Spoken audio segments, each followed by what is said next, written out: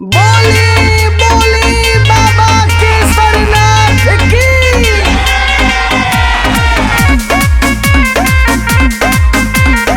Ganga studio Ara.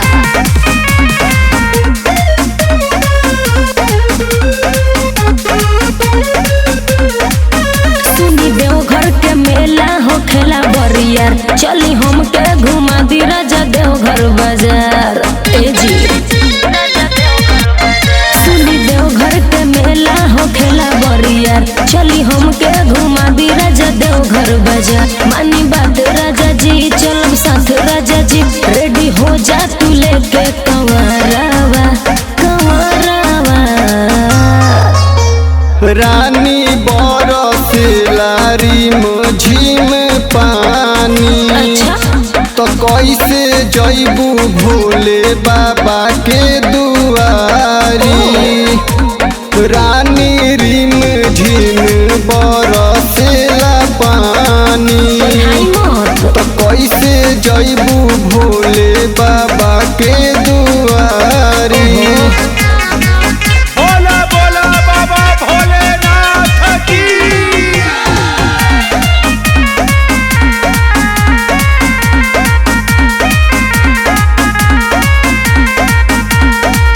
चूड़िया ले आदि राजा आरा शहर के, पेन्हब हाथ में हम हरियर कलर के।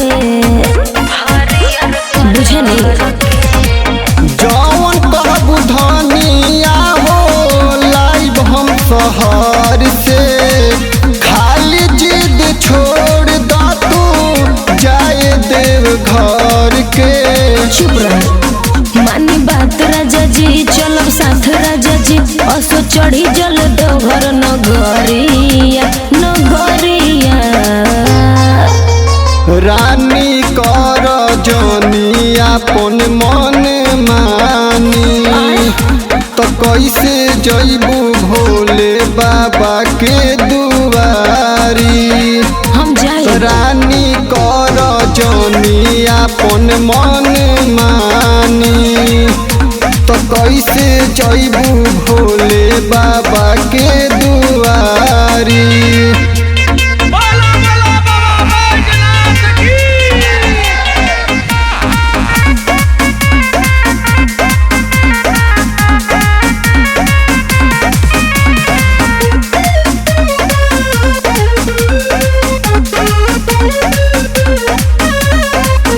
चली नहीं राजा असो कवनो बहाना, तू तो हवा महादेव के दीवाना।